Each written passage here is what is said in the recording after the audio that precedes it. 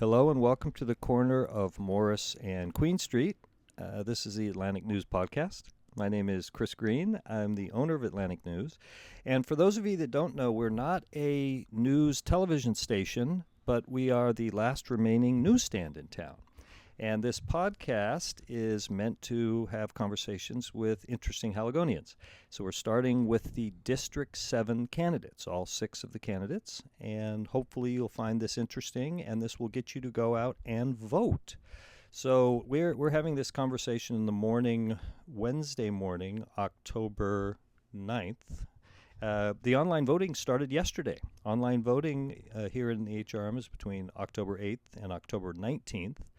There are 2 in-person voting dates before Election Day on October 12th and October 15th.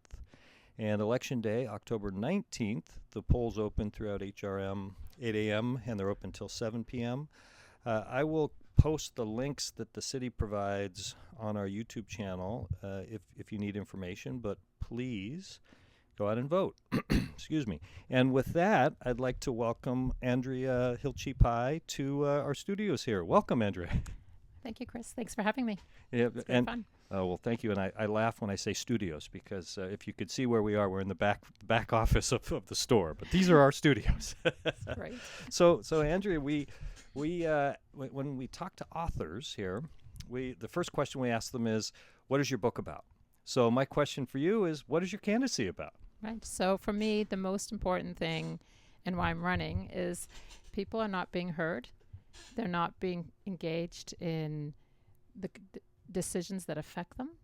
They're not being consulted. And that's really what my book is about. It's about making sure that people's voices are heard again and that we consult with people where change is important and anything that affects them. People feel they just aren't being consulted.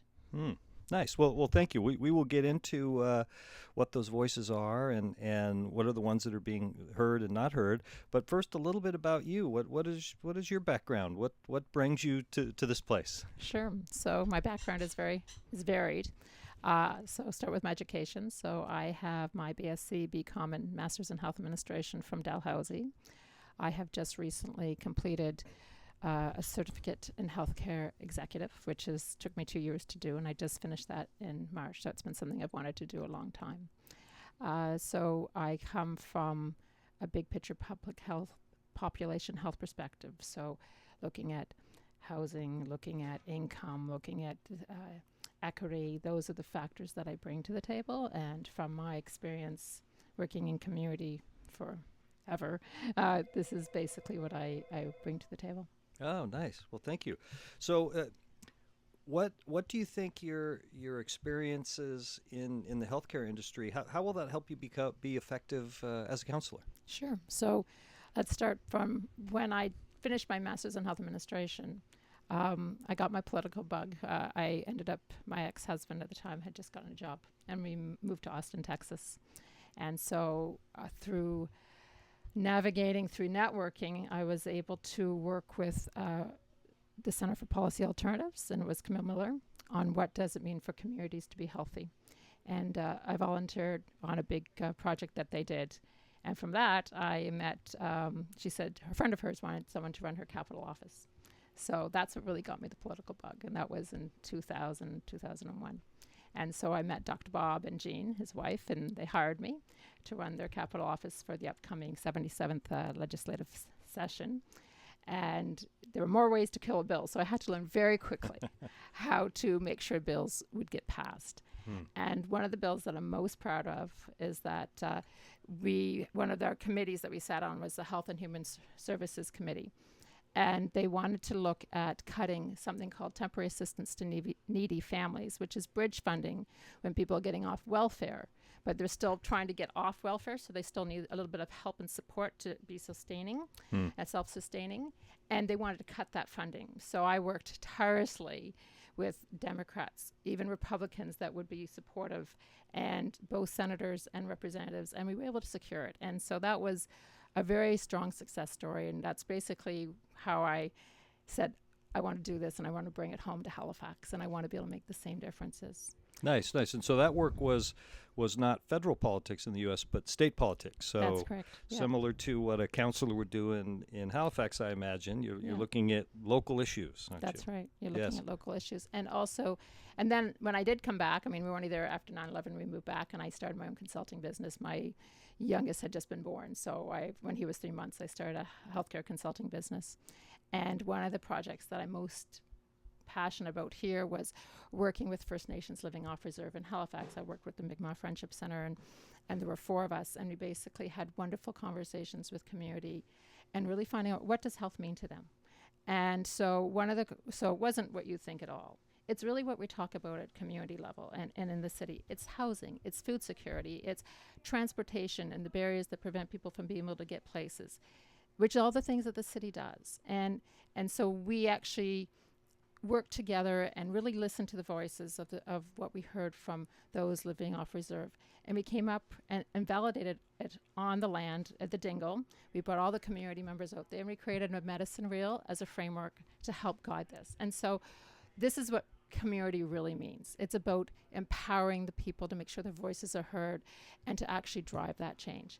And so this is the work that I've done most of my life, mostly in volunteer work after that, but I've done some other projects. I worked on the chronic disease prevention strategy, again, looking at food security, healthy living, for physical activity, housing, the whole piece of that, of what does it mean to be healthy. And so being able to apply this forward is why I'm here. Yeah. Oh, nice. Well, thank you. So I was going to ask, but you answered it there. What makes a community healthy? But I heard it's many things. It's healthcare, it's transportation, it's do you feel safe? All these different pieces. Sense of community. Sense of community. Being right. able to feel connected, that you belong. Right. So, in your view, how is the Halifax community doing, and particularly District 7? What's the current health of the community, and if there are pieces that could be better, how do we get at those? Right. So there's definitely, when I've been walking around, like we all have been, we hear these wonderful, amazing stories of what people are doing in their little pockets of their communities and the vibrancy and the sense of connection. But you also hear in some very heartbreaking stories where they're, people are crying at the doorsteps and they're telling these stories that are very painful about that they don't feel like they're being heard, that they don't feel that they're on the cusp of losing their home.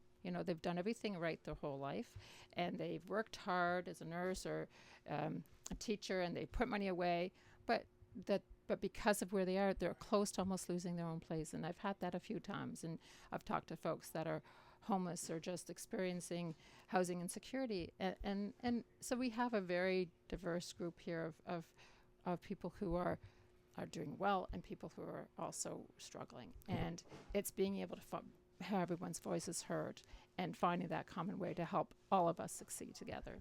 Right. Thank you. I know I've just lived here a year, and I know in the process of me educating myself on the city, and particularly this area where the store is, District 7, when I first started looking for articles, a lot of the general articles talk about that, people in the South End have a lot of money. Right, and it's a bunch of people with big houses near the park. But of course, it's not just that, is it? I mean, District 7 with the 2 universities, and it's contiguous to the port, and it covers downtown, and it covers some of these busy streets. When you're having these conversations about people that feel insecure that they're going to lose their home, could you give us an example? Why is that happening? What would be an instance where if somebody is a doctor, or if somebody is a professional, they've been saving money, but now they find that they're losing their home? Why is that happening, and what can we do about that? Very good question. I mean, I think that's one of the big issues that I do hear at the door, and that's across the district. So houses, big houses, apartments, it's the same thing. Homelessness and those experiencing homelessness and housing insecurity is the number one issue. Big house, bigger bill, small house, smaller bill, but it's still a bill, isn't it? But no matter what your background is, everyone is empathetic, and I'd say most people are empathetic and know that this is an issue that we all need to work together, because when you have a community that's healthy, people that are healthy, a community becomes healthy, the economy becomes healthy. So it's all to our benefit to make sure that we all are succeeding and moving forward. Right. So, and I know it's a very complex issue, but help me. Let's get at the specifics of why are people losing their homes and having to move somewhere else or becoming homeless? What are some of the reasons for this, and what is it that we can do to get at this? Right. So one of the big issues is that, from what I'm hearing, from when I talk to people who are on that cusp, it's that everything goes up with the paycheck. So at one point, there's just no more money that they can have to offset their costs of living. And so how can we do that? I mean, this is where we all need to come to the table, and it's not just a municipal issue, but it's everyone's issue. So how do we as a collective, so municipal, provincial, federal, not-for-profits, private sector, how do we all work together to help find solutions that can help alleviate some of that pressure?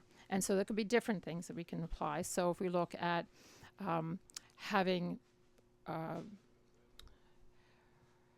so maybe rent caps. So when you look at affordability, what do we mean by affordability homes? Like, do we mean, is it 80% of market value? No, it's 30% of income. So we have to talk, what is that language, so that we can start looking together at solutions and bring the people to help who can help those solutions together to the table. We know that the not-for-profit housing not-for-profit organizations do a great job with housing. So how do we help facilitate more of those conversations? How do we help with co-ops? So there's many options here, but it's how do we do it together? Thank you. Yes. And I know that these are such complicated issues, and here I am asking, how do we fix it? And it's not an easy button. I know that. No.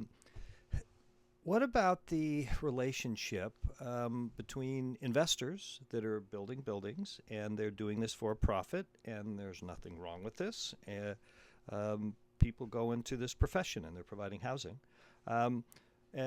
We drive around the city, and on practically every other block, there's a high-rise being built.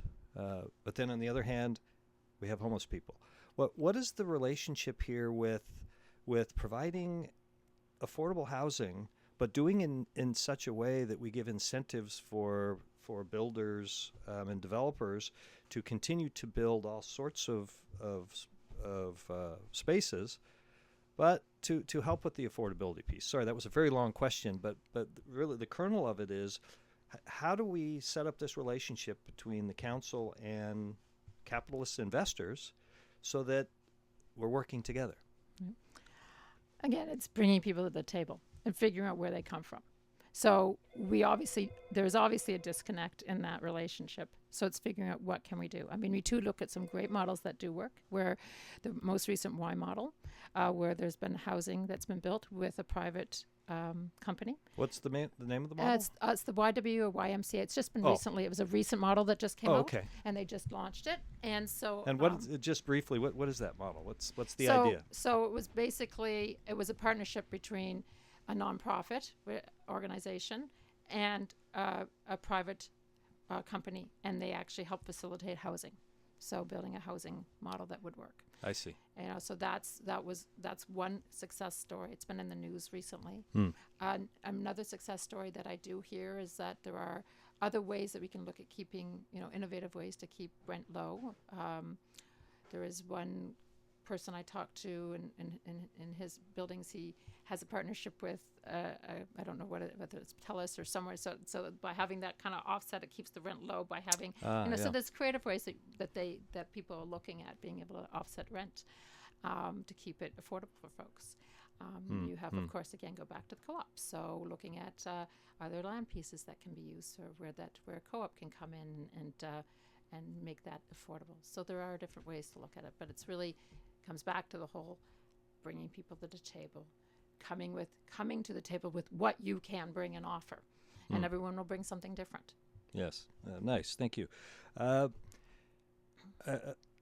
Also, as a fairly new person, being here 1 year and driving around the city, this historical city, I see so many vacant lots. Vacant lots that are right next to a beautiful Victorian or Georgian building. Is there a connection between these vacant lots and homelessness? And are these vacant lots creating challenges for us? And is there something we can do about this?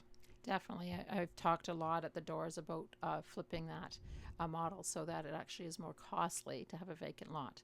So there are lots of homes that are perfectly fine, that weren't condemned, that when they are bought up, their residents are evicted, and then the land is, the buildings are knocked down, and then you sit on the vacant land, because it's more cost advantageous to have a vacant. It's cheaper. It's There's cheaper. not a building on it. That's yeah. right. So let's flip it. Okay. So one of the things is to have that vacant land tax. So you have a year to develop. So don't knock down till you're ready to develop, and make it more costly to have a vacant land. And I imagine other cities do this. Yes. Yes. Yep. The homeless encampments, a terrible situation for obviously the people that are in there, uncomfortable situation for everyone in the city. I mean, we live in this great city, and driving by that, and I don't have small children anymore, but I can imagine walking by those and my little kids asking, why is this happening? Why is this happening in our city? Again, an issue with 100 different components, but what are some of the pieces that councillors need to be talking about and pushing to address this? So let me just talk a little bit about, you're right, this is fairly new for Halifax. We've always had 1 or 2 tents, but in the last 3-4 years, it's become an issue that we have never experienced. And again, this is an issue throughout not only Canada, but North America, I know. That's right. Yeah. And same with probably Europe as well. Yes. So I have been fortunate enough that as I've knocked on doors, I've had great conversations with folks who've actually worked on the ground, or have worked with those experiencing homelessness and housing insecurity at the ground and at the bureaucratic level, so in different areas, and came up with a path to dignity. So this path to dignity, which was released when I launched my campaign back in July, really looks at, it's a very a complex issue, and let's say, what can we do now? Because we know that encampments are not the issue. It's not. It's the symptom, isn't it? It's a symptom, and it's not dignified for the folks that are living there, and it's also has some safety issues for others to be able to enjoy their community. So how can we look at that, and what can we do now? And so when I talk about that, I break it down. I use a triage approach as a starting approach. I mean, it's not perfect, and it's a conversation piece. So you have those that are not complex folks, and those that are complex folks. So the non-complex folks, 2 groups. You have those that are working poor, lost their jobs, that are sick. Not ideal, but let's move them quickly. Let's find them a place to be, a temporary place. So whether it's a hotel, whether it's a shelter, whether it's a community place. Like, for example, if someone has cancer, maybe we can connect them in and have a spot for them in the lodge that gives, so they can have their cancer treatment in a safe spot. If it's someone who is working poor, maybe they want something better for their lives. We need trades. The community colleges, it's free, for someone to learn a trade, the government pays for it. Let's put them in with that connection. Let's, maybe then once they start that and get into their apprenticeship, then they can actually start affording their own place, because we know that there's that people get paid to do that. If there's someone who has lost a job, so have great skills, let's connect them in with Job Junction, another really great service that's covered by the provincial government. Allows people to learn about all the how to write a resume, how to deal with the job banks, and not being weeded out, all the buzzwords that have to happen, to interview skills, to connecting with employers. So there are different things we can do with that group, and I think that's an easy win that we can go after and address. Then there is a group that does like this lifestyle, and that's fair, and there's nothing wrong with that. But where we do it, where should that group be? So that group, let's find a spot that is a site that whether we can have the facilities for them on a bus route, and not in our parks, not downtown. It doesn't have to be downtown, so it's just a place where they can be and set up and have their own community. And then you're left with the complex group, and those are the ones with trauma, addictions, and other issues, whether it's mental health challenges as well. So that is more complex, but allows the outreach workers that do an amazing job now to really focus on that group. And Right. So take a look at my path. I mean, it's a place to start, and we can go from there. Right. So thank you. Are there, in your understanding, are there enough homeless shelters or places for people to live in so they don't have to be in a tent? Because as I'm learning about this, I hear stories that, there's a homeless shelter, but it's in a big gymnasium, and there's shower curtains for dividers. And so I hear that, and I think, I wouldn't want to do that either. But are there enough spaces? Is it simple enough to, on one point, find more housing? Or is... It's more complex than that. Yeah, I'm sure. It's I'm definitely sure it more is. complex than that. I mean, I think if there was an article recently on CBC that actually talked about that complexity of housing people, and I know there's a specific term, and I can't remember what it is, but I do remember reading the article, and they talked about this one lady. She was offered a spot, but she chose not to because she would have to leave her family behind, who were also in the community, right? So you've got this. So and they might not be actually her family, but they're her family, quote quote, because those are the people she's connected to, and so it has a lot more connotations of, and then you deal with whether you're going to have a dry shelter or a wet shelter. What's the So, difference? so the difference is, in order to stay in a shelter, a dry shelter means that you can't have drugs or alcohol. Oh, drinking, yes, Right. yes.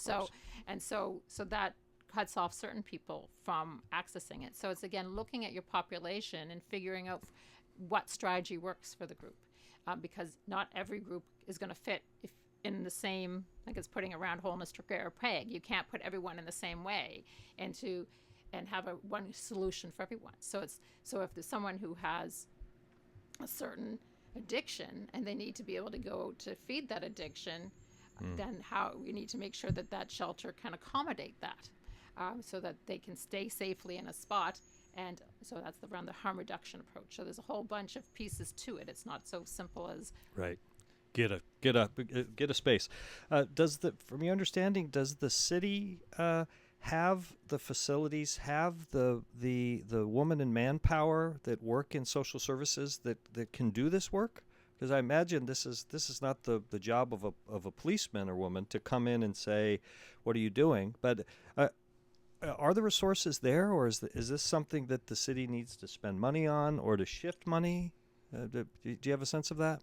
I don't have a good sense, but I would say that we probably need more services. We definitely need more wraparound services. We have amazing outreach workers that do incredible work, that have a pulse, but I'm sure if you talk to them, they probably are stretched to the limit. And so we definitely could have more wraparound services and what that looks like. There are others that would be better informed. Those that actually are on the ground would probably be able to give a better sense of exactly who and what is needed. Yeah, thank you. Couple other questions about housing in general. One is the balance between if you're a homeowner, and we live in a city here, one of the oldest cities in Canada, and this is a tourist destination, and people want to come here and look around, and tourists need a place to stay. So this balance of, if you own a building with multiple units, is this something that you should be providing for people that live here, or should you be able to do an Airbnb so that tourists can come in and live this lifestyle? Is there a balance there, or and again, I know these are all complex issues, but this is something that comes up again and again. So I think it goes back to the whole housing. I mean, we have to figure out what are our priorities at the moment and go from there. And that's a conversation that needs to happen with partners at the table. So when you look at Airbnb, or whether you look at shorter term rentals and other ways, like Right. I guess it's Airbnb, but there might be others as well. Right. How do you offset those needs, and why are people getting into that market? For like one or an individual homeowner versus a big multinational corporation, right? It's Right. like, so it's where do you draw? What is that whole purpose of doing it, and how do you balance the two sides? So again, it's figuring out that what drives it, and then how do you build policy around it, And make sure all the voices are at the table and talking about it. Because I think about this a lot, because when I lived in California, the family cabin was in Lake Tahoe, beautiful place, and our neighbors, who my grandparents knew, they sold the place, and somebody turned it into a space that was only a weekend Airbnb. And while we were very proud to have people come in and experience what we were experiencing, it very quickly changed the nature of the street, right? Because if you have people there on the weekend, they're treating it in a different sort of way. There's a long history in all sorts of places of house sharing, and it's a wonderful thing. You live somewhere, you share it with an individual, they come in, they respect the place. And as I think about this, I start drawing larger conclusions and questions about capitalism and when people have the right to do things on a small level, it works very well. But a big corporation comes involved and it becomes business. It changes the nature of the place, doesn't it? But then you come back to, hey, I own this building, and shouldn't I be able to pursue how I'm going to use this within the law, of course, and within how the community works? Shouldn't I be able to make decisions on how to do this? Now, that was a ramble. I don't know if there was a question in there, but but it makes a good point. It's that whole balance, right? Like, how do you balance, and how do you balance the rights? How do you balance needs? Right.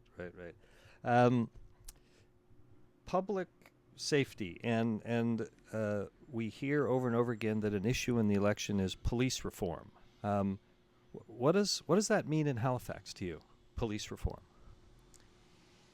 So when I think of police reform, I think what people are referring to mostly is how do you use your police services effectively, and then where do you take police services that should be repositioned to someone who's more effective at doing it. So if we go to the outreach workers, for example, maybe not every single call should be towards someone who's in the police sector, but maybe it should be to an outreach worker.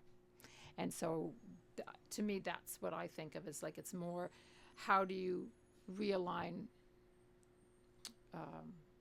resources or realign skills and abilities and where they lie. So who is best to do this type of work, whatever that work might be. Mm-hmm. So in that way, it doesn't put a policeman or woman in a position that's not their wheelhouse and they're not trained in, right? Because that's a bad situation for anybody, isn't it? Yes.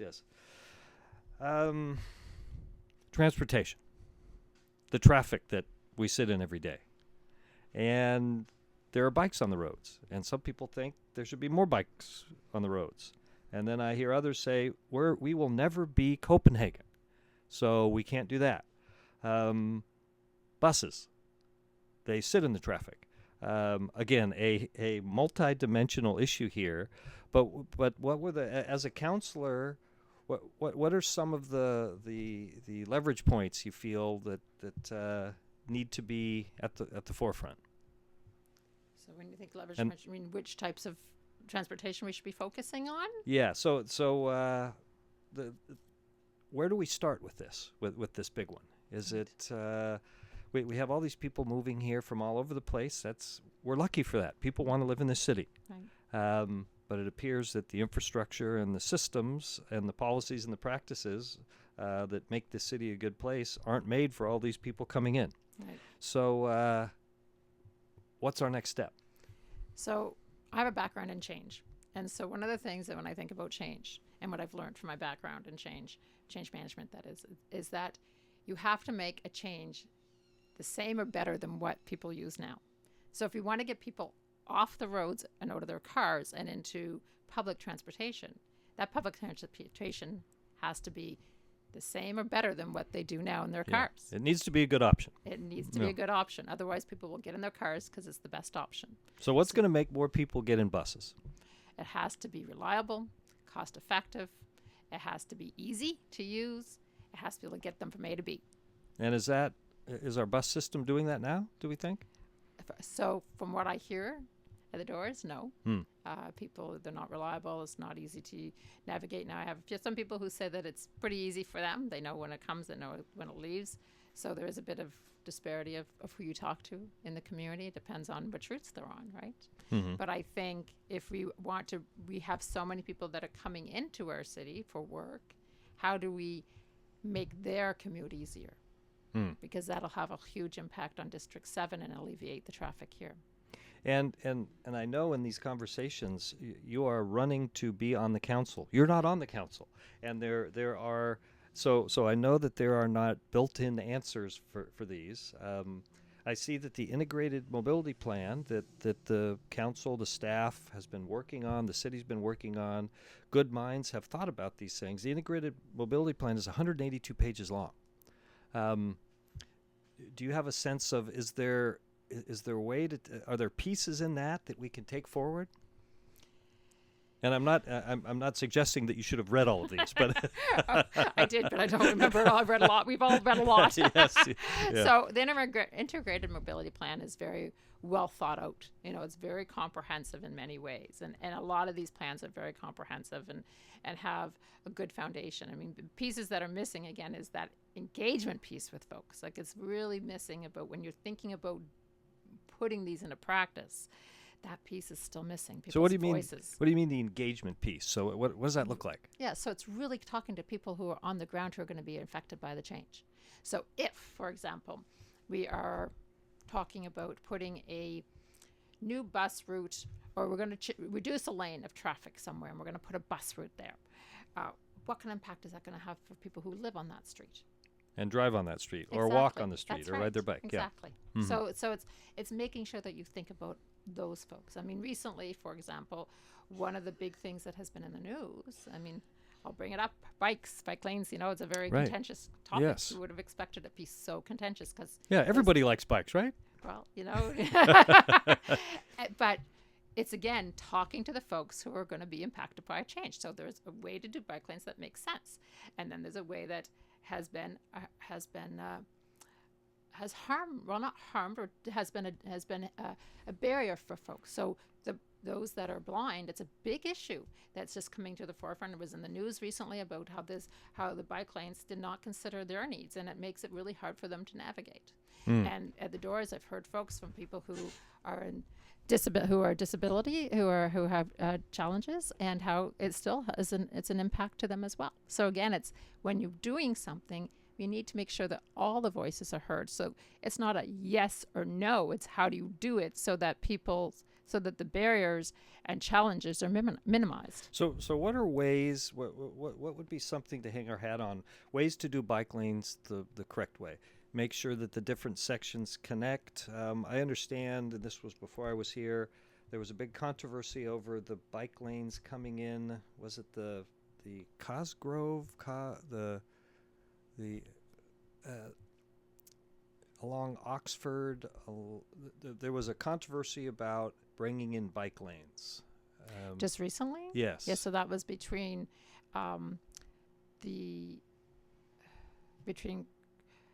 that was along Coburg, and that was between yes. Oxford and the park. And for what I understand, that has been decided, but it was very contentious. And is that sort of the thing you're talking about, that if you're going to have these discussions, I mean, what can we learn from that? Definitely to have them. I mean, from my understanding and reading, that someone said, well, they were consulted. 12 years ago we consulted. Well, that's too late. You need to consult, and you need to consult frequently and often. Right. And if you don't do that, because people are going to forget, and things change. So it's, again, if people have concerns as you're getting closer to implementing the change, it's like, let's have that community meeting. What does this look like? How can we do it to alleviate those concerns? So some of the concerns that were heard is around making sure that emergency vehicles can move easily in and out of that street as it becomes narrower. So what does that mean, and how do we do that, and how do we have the conversation with those that are concerned, as well as those that are emergency vehicle personnel or representation, to see, okay, well, what does that look like, and how do we do it better? So do you have a sense, is this a city that is safe to bike in, or is this a city in progress, or are we right at the beginning point? And I don't know if you have an answer to that, but so when I was young, when my kids were younger, I biked a lot in the city, and I would bike Roby, and I would bike down English Street, but I always felt better on the side streets, and I don't bike now. And I think it's because for many people, they don't feel that safe. It's so I would say it's in progress as a biking city, and there's definitely work to be done. Yes.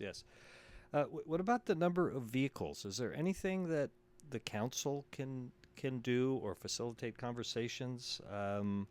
Is it about vehicles coming in? Is it about parking? Is it do you have a sense of some of the pieces there that can be focused on to help the traffic situation? I just go back to what I'd said before around the change, and trying to find a way that it makes it easier for folks who are coming into the city to use public transportation. Mm.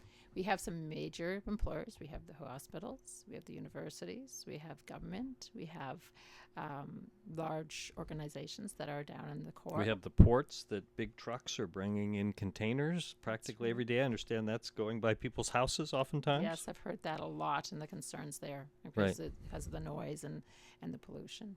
But we'll get to that. I mean, I just go back to looking at how do you bring those folks in. So is there a way that you have, again, pick people up close to their homes, drop them off right at the doorstep, make it easy for folks? Is there something that we can do by doing a pilot around a shuttle service that's more enjoyable than sitting in traffic for an hour?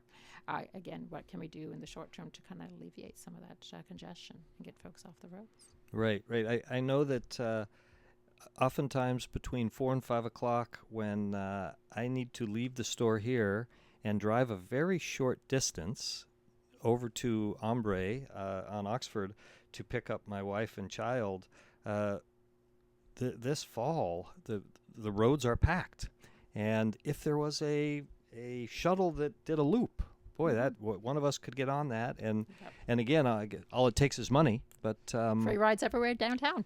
You know, before you came, there was a service called Fred, free rides everywhere downtown, and you could pop on and hop off. So how did that work? It was just in the down, and it just would circle around. It was a circuit. So expand that circuit. So what you does that still exist? No, it doesn't, and I'm not sure why.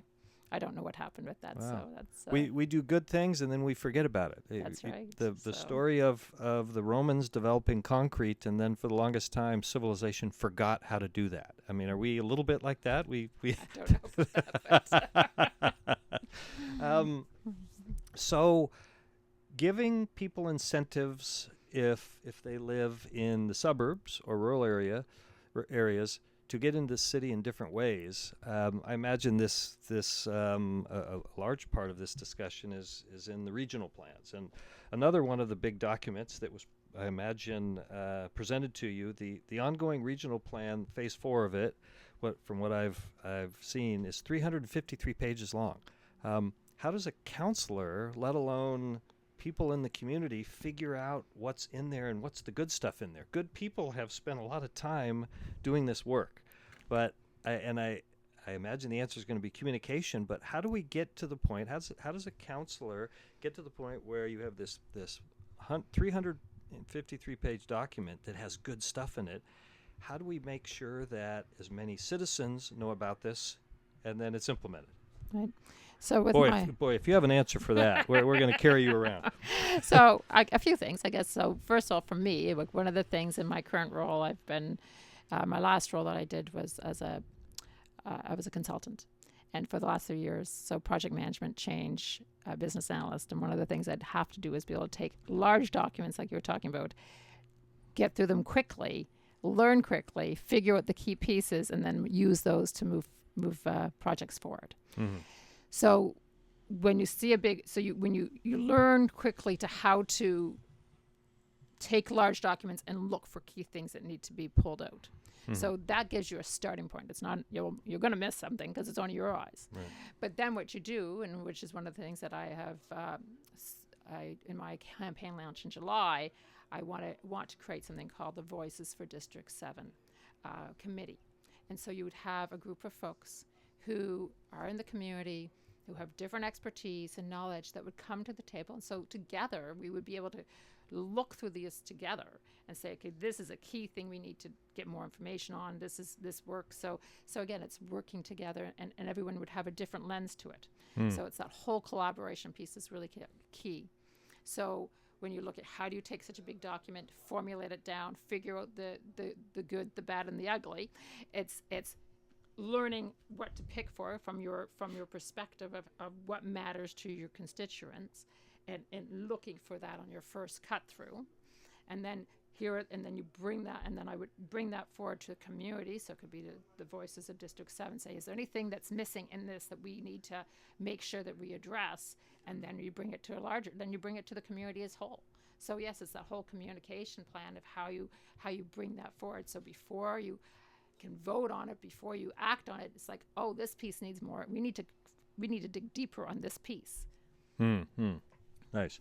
Um, the issue of people moving around in the HRM and less cars going from one place to another in the regional plan, this, of course, ties in with density and where this should happen, where it shouldn't happen.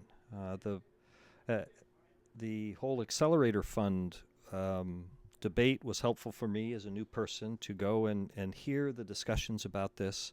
My understanding now is the accelerator fund is what guides us forward, and in many ways it's taken the place of the regional plan, and it guides us in terms of building and density. Do I have that right? Yes. Yeah. So how is that guiding us, and is this a good guide? As a counselor, what do you do with that when you get in? Right. So I was part of one of the reasons I stepped up is back in January. I was part of a larger community where we were basically told about the changes. We were told about the changes for zoning without actually being consulted about these them. federal things that come in and they dangle the money, and we they jump at the money. That's right. And so I pushed back against that, as a lot of us did, and not so much that we were against density, but how it's done in a thoughtful way. Again, it goes back to community consultation. Again, it goes back to understanding and being thoughtful about how you manage the growth, how you do this so it makes sense. What impacts does that have on those around you? And so we were able to have some wins about some changes, but then there were others that it did pass with the blanket zoning of Zone 3. And so so that's 8 by right. And so it isn't, again, is how do you do density in a way that makes sense? And we do know that when you start getting beyond 6 to 9 stories, it doesn't make sense. It's not environmentally sustainable. You look at Europe, who have smaller. You can have density without tall buildings. Well, you have with the tall buildings come wind and lack of sun and all sorts of things that initially might not come to mind. That's right. Yeah. And what about the density of the? What's the takeaway with if you're the counselor in District 7 here in the peninsula, what's the important discussion with the suburbs, with what's going on in Dartmouth, in Bedford, and Spryfield? So it's about how do you densify in the suburb areas? Is that your question? So that needs to happen as well, I imagine. Yes, again, I mean, that's actually coming up in council. My understanding is probably with the new councils is tackling that suburb densification plan, and what does that look like? Mm-hmm. So that will be an issue. And again, I think it's how do you build communities so that they are healthy and sustainable and you can do things in the one community versus having to drive these excessive distances to get to things. So that would be a key place when we look at densification. So are there schools nearby? Are there parks nearby? Are your services nearby? Do you have to drive out to Bears Lake to be able to get to a hardware store? Can we bring them back into our local communities? Right, and that comes back to, from my understanding, one of the most powerful levers that you have as a council person is land use and zoning. Do I have that right? Mm-hmm. Is that basically the battleground, so to speak, of how change can be made? Yeah. So again, it's that whole making sure that we use our vacant land, so land that's underused. So we have in District 7, as you've alluded to earlier, there's so much vacant land that we're sitting on. Right. So again, flipping that making it a disincentive to sit on vacant land, so that we can start using that land to make it to the benefit.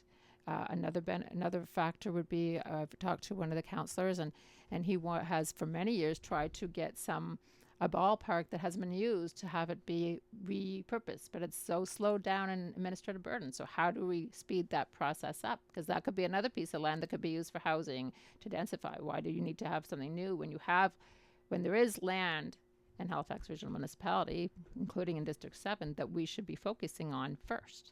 Mm-hmm. So, as a person who's been here a while, I wonder your take on this, because I hear I get to talk to all sorts of people that come in the store, and they tell me what they're thinking about. And they tell me what the place used to be and where the place is going, and oftentimes you hear two different pieces. One is, wow, this is so exciting. People are moving here. I just moved here. This is a city on the go, and There are new ideas, and it's moving forward, and it's vibrant. And then the oftentimes the flip side of that, not that these are not contiguous circles, but the flip side of that often is this place has changed and it's not the same. And we're not retaining the sense that makes this place unique. People can get off of a cruise ship and all the ports look the same, but if you walk into the city, and if our city looks the same as every other place in Canada, that's not good for anybody. So as a person who's lived here and moved away and come back, what's your feeling about where the city is and how it's handling this challenge of moving forward and being innovative and being a new city, but also retaining the places that make this place special? So I would say that, we need to manage that growth better. We are losing a bit of sense of what makes it unique and special, and we have to hold on to that, and we have to celebrate that, and we have to build on that. Mm-hmm. And at the same time, as I've said, you don't have to have one or the other. It shouldn't be one being pitted against the other. It's right. Like, how do you do it together? Right. And we should celebrate our history and where we've come from and what we're proud of and the stories it tells, as much as we should be able to celebrate our growth and what the opportunities that brings. Right. And when we have to pit them against each other, I don't think that's the way to think. Right. Is there an example of an initiative or a piece of land that here in the district or in the city where it's being debated and some of the ways to help support this discussion? Could it be how the commons is going to be used? For example, I understand that there's a question about the Wanderers wanting to build a stadium, mm-hmm. And then this stadium could be used not only for them, but to bring in acts, and it could be something that could help out the commons. But then on the other hand, you have honest people saying, well, no, this is going to change the nature, and this isn't the way forward. Are these... Can you comment on that particular one, or are there other issues like this that people are talking about, important institutions or places in the city, and how to use those? Yeah, so commons land is a very important piece. I mean, we do need to, when you look again in European cities and other big places, we have preserved our commons. We've had preserved parks. And so preserving our commons land is really important because it gives people a sense of, again, connection and a place to be. I will actually bring something up that hasn't been talked about and that I see is when I was younger, there was a piece of land that was commons land, and it was defined by a university. It was Tower Road, but it doesn't exist now. There's no street there. It's where the Victoria General Hospital is. Okay. So it's the parking lot of the Victoria General Hospital. So at one point, there was a lovely park, a playground on it. Is the Victoria General Hospital the one that's near? It's in our district. It's close by here. It's just basically just down the street from where you are. Okay, so that's the parking lot. Yes. So at one point, that will become decommissioned. As we know, we're building a big new hospital, and the VG is on its last legs. So decommissioned. So what does that mean? So that land will be having to be looked at by someone to figure out what you're going to do with that. And land. what a central, amazing piece of land that is. That's right. So how do we reserve some of that for commons land again? Bring it back. So there was this great park with a playground and everything on it, and then as the pressures of the growth happened and the need for more parking because of services at hospitals that eroded from a small parking lot to a bigger parking lot, and then it took over the whole piece of land. So how do we make sure as we go forward? And I mean, this is many years down the road, but it will become a central issue as we move forward. How do we make sure that we develop that massive land in a way that preserves our green spaces and protects brings back some of that commons lands, and what does that look like in the future? Now that's way down the road, probably 10 years. But is it? Okay. It's way down the road, but it's something we should be starting to think about now is how do we start having those conversations? Start planning, because this is owned by the city, I imagine? It's owned by the province. It was city land. It was city commons land, and I don't really know the details of how that actually how the deal happened. Maybe it is still owned and released. I don't know the details on that at the moment. But I just see it as a piece that will be coming up once that new hospital's opened, because then the move will happen from the VG site over to that new hospital. There will be some probably that will still stay here. I'm not sure if the Dixon Center will still stay, but there's a whole piece of like, what are we going to do with that big property? Great. In all the doors you've knocked on and all the conversations you've had, many, and there's probably a number more before this is over. Tell us something that's surprised you with these discussions. I think how wonderful people were. People were so friendly, and so when you really knock on their door at dinner time, they don't slam the door in your face. No, they were really great. Like, I would say that's the biggest thing. It's like no matter where you went, people wanted to talk. They wanted to talk about the things that they were happy about, the things that were concerning for them, the things they want from a counselor, the things that they want to see different. People were very open and honest and transparent about their thoughts, and I think that was probably one of the best parts of it. But that surprised you. It did, to some degree. Yeah, it just surprised me of how open people were, and how people took their time and they wanted to take time to talk. Nice. Yeah. So how do we as citizens support the fact that citizens are engaged? How do we get and retain engagement among people that live in the city so that they take part? And there's going to be different variations, but how as a council person do you address that to make sure that people feel like they're a part of something, that they own it to the point that they're going to stick their neck out and say, I believe this, or I believe this, and this is what I want? It's being open and having the conversations and having different ways to reach people. So there's the push conversations out, so push information out to them, newsletters, Instagram, Facebook, whatever. So here's what's coming up. But that's very a passive way to get information to folks. And people are so busy. I mean, you talk about your kid in school, like you probably are. We're all so busy in our lives, in your day lives, that you're not going to go online and try to figure out what's going on. But if people came to you and said, hey, this is what's happening, or if I was like, I'm going to be at the library on Thursdays from 5 to 7, come drop in and have a chat. And they know that that's every third Thursday of the month. Maybe it'll become part of the schedule. It'll become part of, and people say, I'm going to go do that now. I have something I want to talk about. So it's being available and coming to the people to be able to get them engaged. And knowing that and build that trust in those relationships.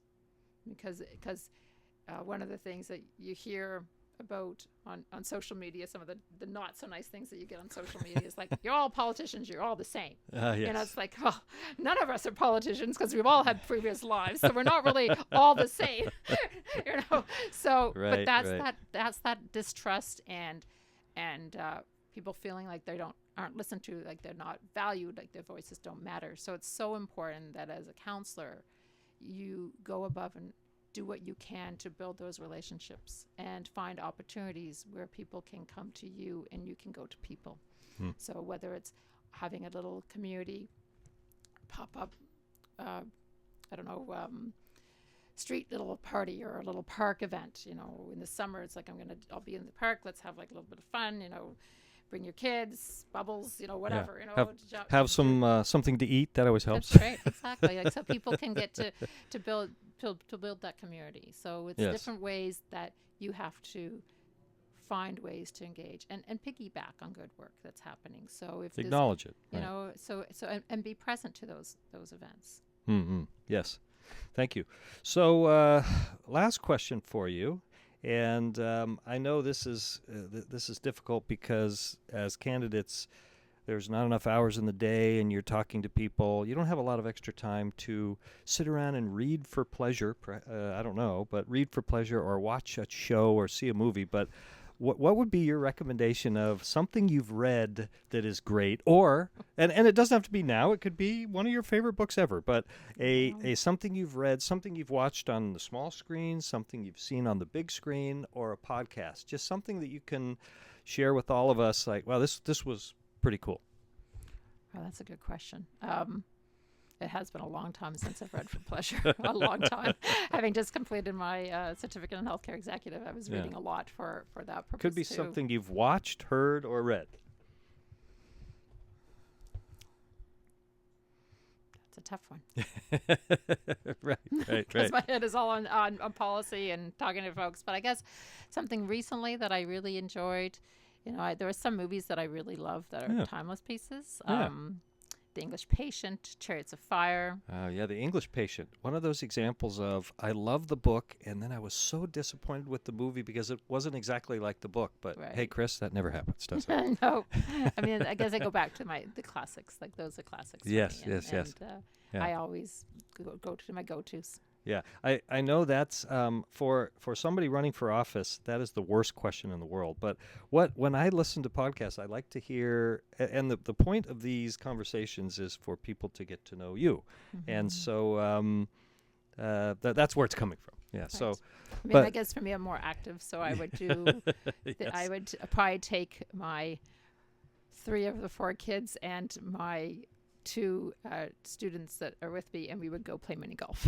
Yeah. Right. So Fantastic. so that's where I use my time. So when I that's have free great. time. It's more around family, and I'd go spend time with my dad, and we'd talk, and we'd watch the Fred Zakaria show about international politics together. Yes, nice. On Sundays. So those are the things that I do, or go down and visit my mom Yes. and help her with her garden. So Yes. that's where I Nice. spend most of my time is family related. That's events. great. Yeah. Well, thank you. And Andrea, thank you for putting up with my wide-ranging questions, and thank you for joining us, and good luck. Thank you.